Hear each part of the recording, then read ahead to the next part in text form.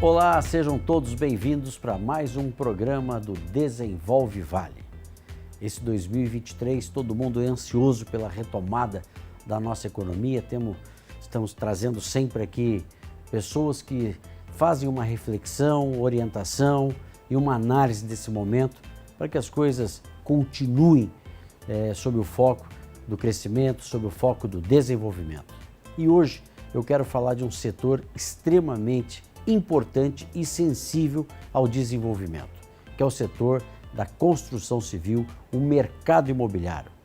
E trago aqui um mestre, que é o nosso amigo Frederico Marcondes César, vice-presidente da Secov, que é esse grande sindicato da habitação, mas também já ocupou uma série de cargos aqui, entre presidente da Convap, proprietário da construtora Marcondes César, tradicional aqui na nossa região, com obras em várias cidades. Fred, seja muito bem-vindo ao programa do Desenvolve Vale. Muito obrigado aí de trazer a sua experiência para os nossos telespectadores. Eu que agradeço a oportunidade. Vamos debater o mercado imobiliário em números, tanto na região do Vale do Paraíba como no estado de São Paulo. Muito legal. Fred, você tem uma experiência, né? Eu sei que lá no Secov, que é esse sindicato que faz as discussões aí, para quem não conhece, depois o Fred explica melhor, faz as discussões mais amplas de todo o ambiente imobiliário, de construção, etc. Queria que você falasse um pouquinho do Secov, desse momento, você já está lá há 15 anos, né? E vice-presidente do interior. Quais são as diretrizes desse momento? Eu digo sempre que eu estou na construção civil desde 1980. Desde 80? São 42 para 43 anos. E nesses 43 anos de trajetória como empresário do mercado imobiliário, eu entrei na atividade sindical patronal em 1986. Então já são quase 40 anos dedicado à atividade sindical patronal. E eu digo sempre que existem as escalas de valores. Sim. Eu digo a Convap, que é a nossa associação da construtora do Vale do Paraíba, eu digo que ela desenvolve o papel do vereador. Tá. O nosso sindicato desenvolve o papel do senador. Tá. Ou seja, uma entidade municipal regional, ela cuida das questões, vamos dizer, locais. domésticas, questões locais. Tá. Um sindicato, a exemplo do Secov e outros sindicatos patronais de construção, nós fazemos debates com o governo de estado, com prefeituras municipais também, mas mais com o governo de estado e governo federal. Certo. Onde nós levamos as demandas, as preocupações do setor, seja na legislação, seja no executivo, seja no legislativo, mas é o papel de uma entidade patronal é zelar por aquele setor que ela representa. E eu acho que todos eles representam muito bem. Para você ter ideia, a Convap tem 43 anos de atuação, o Secov tem 76 anos de atuação. Pessoas dentro do sindicato, né? Exatamente. Eu conheço e pessoas alguns nomes abnegadas. que estão lá. Nós somos, dentro do sindicato, do Secov, nós somos 300 empresários voluntários. Olha só. Temos 140 colaboradores, regime CLT, e temos 14 vice-presidências. E eu ocupo uma das 14 vice-presidências, que é a vice-presidência do interior de São Paulo. E dentro dessa minha vice-presidência nós temos 10 escritórios regionais. Então eu percorro o estado de São Paulo todo, trazendo a demanda do interior, trazendo para a capital, e depois nós levamos para Brasília, levamos para o governo do estado, e é essa a nossa atuação. Então nós temos uma ramificação muito grande e parceria com outros sindicatos, a ELO, o Sinduscom, a Câmara Brasileira da Indústria da Construção, que nos representa em Brasília. Então nós temos assim uma capilaridade muito grande para poder fazer valer essas nossas preocupações, essas nossas demandas, para que o setor consiga fluir e representar a grandeza que ele representa de forma nacional. Fred, você tocou num ponto super importante, né? A grandeza. Construção civil, ela movimenta vários setores da economia. Você está desde 86, então é um professor no assunto, né? Além de ser um grande empreendedor com a sua empresa aqui na região. Eu te pergunto, as coisas estão mais difíceis hoje para a construção? Elas estão. Nós no Secov, nós costumamos brincar que no Brasil até o passado é imprevisível. Até o passado é imprevisível. Que pena ouvir isso, mas é verdade. Pois é, porque você hoje tem uma legislação, daqui a pouco volta, retroage, então a gente vive, é onde a gente procura agir, atuar e mostrar essas desigualdades e esses desequilíbrios. Mas para que você veja da força do setor, Kiko, segundo dados da Câmara Brasileira da Indústria da Construção, nós temos 96 agentes econômicos envolvidos na produção imobiliária, ou seja, 64 agentes na indústria e 32 agentes econômicos no serviço. Imobiliárias, certo. Móveis, registro de imóveis, prestação de serviço, indústria de alumínio, ferro. Então, ao movimentar a indústria Não é só o imobiliária... tijolo, né? Não. Quando fala em construção civil, a pessoa acha que é só tijolo e cimento. 96 agentes econômicos. Movimento, fora a mão de obra, né? Empregamos 2,5 milhões de empregos diretos. E para cada emprego direto na indústria da construção, nós movimentamos outros 2. Traduzindo em números, para cada R$1 milhão investido na indústria imobiliária, nós geramos 18,3 empregos diretos, indiretos e induzidos. Um outro dado importante, a indústria da construção civil, o funcionário da construção civil é o único setor em que nós contratamos pessoa sem nenhuma qualificação.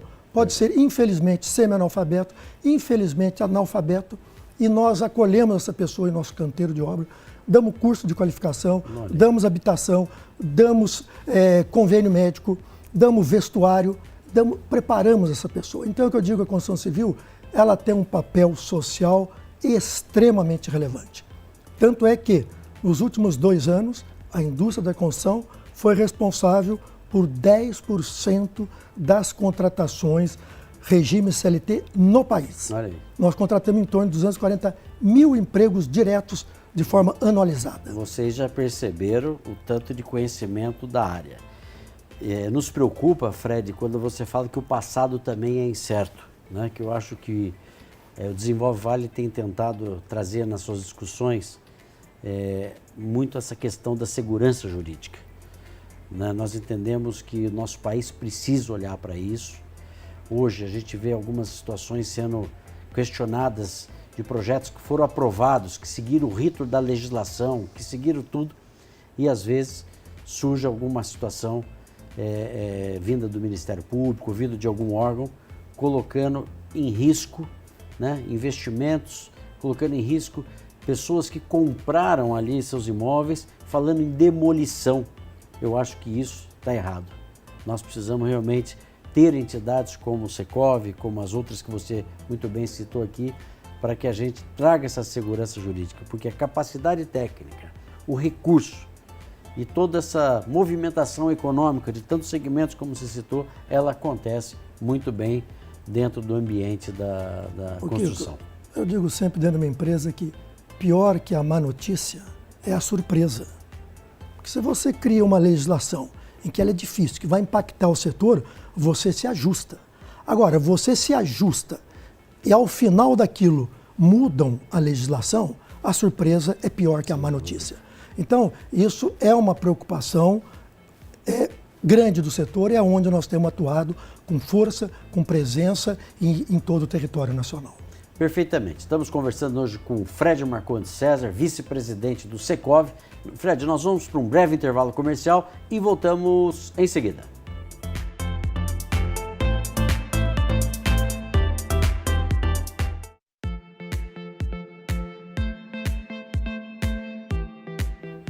Muito bem, estamos de volta, hoje conversando com Frederico Marcondes César. Esse nome nos faz pensar na construtora Marcondes César, nesse grande incorporador aqui, construtor da nossa cidade, da nossa região, também vice-presidente do Secov. O Fred tem uma experiência bastante grande e a gente falava, né, Fred, dos desafios que você tem no ambiente da construção e que a gente tem que unir força para que isso não aconteça mais, né? Uma vez um projeto aprovado, uma vez você comprou uma área baseado num zoneamento existente, legitimamente, não pode ser que a gente tenha surpresa. Aconteceu um episódio em Jacareí que está nos trazendo assim uma certa indignação. Nós sabemos lá do empenho que tem a Prefeitura de Jacareí, o prefeito Isaías, mas nós estamos com 4 anos sem um plano diretor naquela cidade. 4 anos num país que fala que precisa de emprego, numa região que está em pleno desenvolvimento, com indústrias querendo vir para a nossa região, gerar emprego, e o assunto do plano diretor foi judicializado. A prefeitura fez todo um rito lá para cumprir as exigências para aprovar um novo plano diretor e novamente tem uma liminar que foi proposta pelo Ministério Público e está suspenso o plano diretor. Então isso para a economia, e não é a gente querer aqui defender o dono de construtora ou não, defender todos, defender a sociedade, porque quando você trava uma cidade, você trava todas as classes sociais e a gente não tem dúvida disso. O Secov se engaja nessas discussões coletivas? O que eu digo assim, como empresário, como cidadão, a preocupação nossa de empresário, de pessoas que empreendem, nós não estamos olhando somente para nós estamos olhando para o mercado como um todo. Nós não criamos tendências, nós vamos atrás das tendências, nós vamos atrás daquilo que o cidadão da cidade, da região, almeja, deseja. Não dá para você hoje fazer empreendimento com um preço extremamente fora do que é praticado no mercado, porque já existe uma tendência. Então, qual é o papel nosso de empreendedor? É fazer a leitura dessas oportunidades, desse mercado e arriscar seu tempo, seus recursos, enfim, tudo em prol daquilo. Eu acho que nós deveríamos olhar na ótica do empreendedorismo, sabe? É nesta ótica onde você vai criar oportunidades. Um país como o Brasil, que tem necessidades básicas na raiz, alimentação, habitação, transporte, saúde, básico, né? Vestuário. Não dá conta do básico, né? Nós não podemos criar essas entraves, porque você está inibindo a iniciativa e você está inibindo dias melhores para o cidadão. Nós não estamos olhando, não estou olhando para a minha empresa, porque eu vou conseguir me adaptar. Nós temos capacidade comprovada, nós empreendedores, capacidade comprovada de enfrentar as adversidades. Quem não tem são aqueles menos favorecidos. Esses é que sofrem com isso. E nós estendemos a mão para poder criar essa oportunidade. Então eu acho que hoje, poder público, seja em todas as esferas, além de burocrático, ele encareceu. Então está onerando demais. Você vai pegar um Habits, demora 4, 5, 6 meses. Isso não você dá vai aprovar um mais. projeto, 8, 10, 12 meses. Um loteamento, 5, 6, 7 anos. Então, o que eu falo, hoje o papel é mais difícil do que a execução.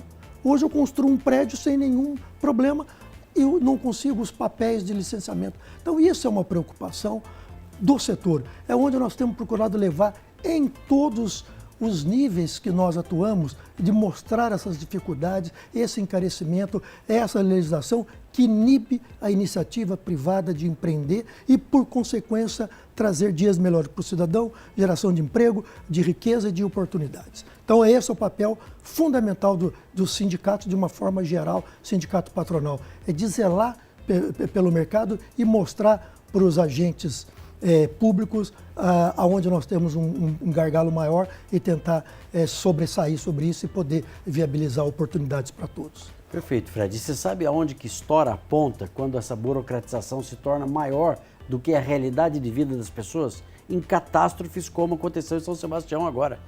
Que as pessoas, sem alternativa de morar, vão morar no morro, vão morar lá na Pirambeira. E isso traz, certamente, todo um risco social grande. Sem dúvida. Então, assim, nós temos que enfrentar, assim, de frente mesmo, essa questão da burocracia, com esses órgãos de aprovações. Nós sabemos que temos governos aqui, tanto do Estado, municipal, comprometidos, que querem que isso aconteça, querem quebrar essa burocracia.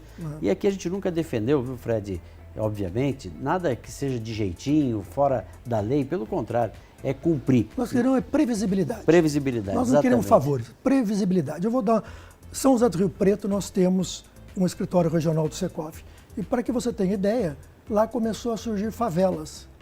E não tinha. E São José do Rio Preto é a cidade, segundo o GRAPROAB, que é o órgão do Estado que licencia o parcelamento de solo, com a lentidão da aprovação, as pessoas precisam morar. As pessoas, então começam a invadir.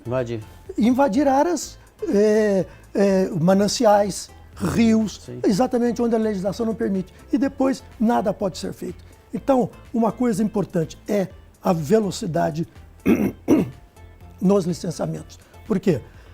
Ao demorar, você cria essa demanda, as pessoas precisam morar, precisam comer, elas acabam invadindo áreas, enfim, e traz um transtorno enorme e depois de solução quase que impossível para a cidade e para o cidadão. É isso que a gente não entende, né, Fred? Você vai daqui para São Paulo, pela rodovia Ayrton Senna, você vê ali o tanto de construção irregular que está acontecendo. Eu não sei, a impressão que eu tenho é que o Ministério Público está mais focado nos futuros empreendimentos do que nessas coisas. Acho que é importante ter um olhar também nessas construções irregulares, porque estão trazendo vítimas, né? Exatamente. Nós estamos vendo aí um momento delicado disso aí. Mas, enfim, o nosso objetivo aqui é trazer essa discussão para que a gente possa, de alguma forma, melhorar esses prazos. Dando outro exemplo agora de Jacareí também, já tem uma ação civil pública lá correndo, pedindo para demolição, para que seja suspensam as leis de áreas próximas ao Rio Paraíba do Sul, né? Pela minha interpretação, não é aquela medida apenas lá dos 100 metros. Né? Parece que antigo leito. É um antigo leito muito mais amplo. Exato. Como é que nós vamos botar isso agora? Então, assim... demolir indústrias, casas, onde vai famílias. Demolir essas indústrias? Como pode Será isso? que isso é possível? Né? Ou seja, o Desenvolve Vale vai colocar isso em pauta e vamos discutir isso aí. Vamos mobilizar o Sem setor. dúvida. Porque não é possível que uma coisa dessa tome corpo e dimensões. Né? Sem dúvida. Fred, vou pedir licença mais uma vez. Nós temos um breve intervalo comercial, mas voltamos em seguida.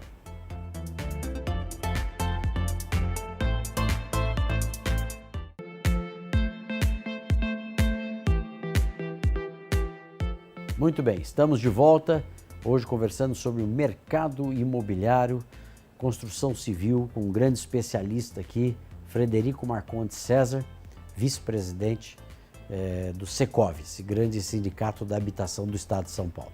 Fred, me fala uma coisa, vamos falar de mercado um pouquinho. Como é que está, você que é vice-presidente do interior, como é que você está vendo o mercado aqui de São José dos Campos e região? Que tipo de imóvel que você acha que hoje seria o foco de demanda? Aqui que eu vou amplificar um pouco isso. Eu vou falar do estado. Pra você ter ideia, nós fazemos pesquisa no Secov com a empresa Brain. Nós pesquisamos a cada 3 meses 31 municípios. 31 municípios. Mas diversos segmentos de tamanho? Não, diversas cidades. Diversas cidades. Essas cidades, para você ter ideia, das 31 cidades, nós contemplamos 14,7 milhões de pessoas. Ou seja, quase que a metade da população do interior do estado. Então, 31 municípios dos 645 tem 14,7 milhões. Tá. Naqueles momentos desafiadores, de 14 a 18, o mercado esteve fortemente em cima do Minha Casa Minha Vida. 2014 e 2018. 14 a 18, que nós chamamos os 2 dormitórios econômicos, que são apartamentos de até 45 metros quadrados, Minha Casa Minha Vida. Pra você ter uma ideia, ele respondeu pelo mercado no interior, como em São Paulo, na ordem de 75% a 85% desse mercado. De 14 a 18. Perfeito. Depois, 19 e 20, a partir de 20, com pandemia, o mercado realmente ele virou, a economia começou a ganhar fôlego. Hoje, o Minha Casa Minha Vida, de uma forma estadual, ele está respondendo em 50% a 55% do mercado, o econômico. Não é que ele perdeu espaço, é que o 2, 3 e o 4 dormitório padrão, eles tivemos um número bastante elevado de lançamentos. Então, ganhou fôlego o 2 dormitório padrão, 3 e 4 dormitório. Então, hoje, no estado de São Paulo, no interior e na cidade de São Paulo, está dividido Minha Casa Minha Vida com os imóveis de padrão normal. Perfeito. A considerar que, logicamente, ele está ofertando o mesmo número de unidades, o econômico, mas o faturamento, né? O valor geral de venda, o VGV, ele é 1/3, é 1/4 do valor, porque são imóveis com valores, com tickets menores. Mas isso, logicamente, alavancou o mercado. Até porque, dependendo do instituto, Kiko, ou seja, Fundação João Pinheiro ou IBGE, dá conta de que o déficit nacional hoje situa na ordem de 7 milhões de domicílios. A nível nacional. Nível nacional. E 83% desse déficit reside em famílias de até 5 salários mínimos. Então a pesquisa está aí pronta. Né? Então, motivo pelo qual o mercado atende mais a esse segmento. mas nós vimos o mercado retomar com muita força de 20 para cá, acelerando muito o padrão normal, e nós estamos agora recuperando preço. Nós estávamos com preços comprimidos por conta da pandemia, então o mercado retomou. Vou dar um dado que é de impressionar. A cidade de São Paulo, historicamente, lançava e comercializava 35 mil unidades ano. Certo. 2020. Residenciais. Residencial novos. Tá. 2020, 66 mil unidades. Que isso? 21, 82 mil unidades. Em 22, fechamos a pesquisa agora, 78 mil unidades. Então, o mercado dobrou de tamanho. Dobrou. Isso fruto da pandemia, na sua Isso é um pouco de tudo. Nós temos recursos, os bancos estão injetando, para que você tenha uma ideia, os números, Kiko. Há 15 anos atrás, o mercado recebia em torno de 20 bilhões de recurso do Sistema Brasileiro de Poupança e Fundo de Garantia. 20 bilhões, 10, 12 anos atrás. Ano retrasado, 177 bi. O 21, 255 bilhões. E o ano passado, 244 bilhões. Isso tudo carreando para a indústria imobiliária. Então, nós temos recurso, nós temos um juro que subiu agora, que nós estamos também negociando muito com o governo para reduzir. Então, nós temos juro atraente, financiamento, déficit habitacional. Então, tudo isso é uma alavanca para a produção imobiliária. E com o novo governo federal, parece que ele sinalizou aí um apoio maior para o Minha Casa Minha Vida, que agora é o Minha Casa Minha Vida faixa 1. Faixa 1. Faixa 1, mas você acha esse que muda projeto, alguma coisa? Esse projeto, a empresa, a iniciativa privada não consegue contemplar. Mas tem que ter um triunvirato, é governo, é município, é a empresa, porque você não vende essa unidade. Essa unidade ela é vendida, então é um regime de empreita. Você faz, entrega para o governo distribui para aquelas famílias que estão na lista das prefeituras. Não, eu digo aquelas que podem ser vendidas pelas construtoras. Isso, daí é a faixa 2 e faixa 3. Mas o governo sinalizou, e também estamos trabalhando nisso, que ele quer destinar em torno de 85% do montante de valores para o faixa 1. Ah, ok. Sabe? Então, Perfeito. ele está querendo, a ideia do governo é tirar recursos da faixa 2 e 3 e incentivar a faixa 1, onde a empresa, a iniciativa privada... É mais a construção em si. Mais é construção, então isso também nós estamos trabalhando para que tenha um equilíbrio na divisão desses recursos, para que o mercado continue operando na faixa 3, que é onde as empresas atuam. E aí a iniciativa privada, estando presente, fica mais barato, fica mais rápido e os produtos chegam a bom termo. Fred, falando de preços de imóveis de médio para alto padrão aqui, na região de São José dos Campos, houve um aumento de valor de venda, né? Sim, houve um aumento e muitos projetos hoje, porque você tem uma ideia.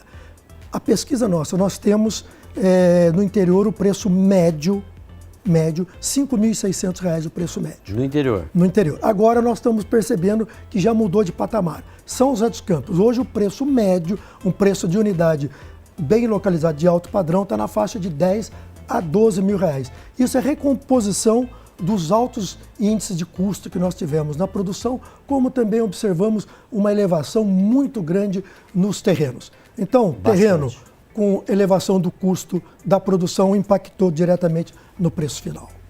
Perfeito. Então, o imóvel sempre continua sendo um bom investimento, né? São José dos Campos hoje, importante. São José dos Campos nós temos hoje um estoque de tão somente 2.400 unidades. Isso é estoque para 8, 9 meses. E a produção imobiliária do terreno, licenciamento, produção, financiamento e chaves, andando rápido, demora 3, 4 anos. Então, seguramente nós teremos um gargalo. E loteamento também? Loteamentos, o interior de São Paulo aprovou nos últimos 10 anos 1.362.000 lotes. A cidade de São Paulo, 7.000 lotes. Ou seja, o parcelamento e o crescimento é no interior paulista do parcelamento de solo. Então, as oportunidades estão colocadas no interior paulista. Fred, eu queria cumprimentá-lo, agradecer de participar aqui conosco, saber que você está engajado nessas questões importantes da segurança jurídica, de todos esses movimentos em defesa aí do desenvolvimento da construção civil e do desenvolvimento habitacional. E muito obrigado por trazer tantas informações extremamente relevantes aí para o nosso telespectador.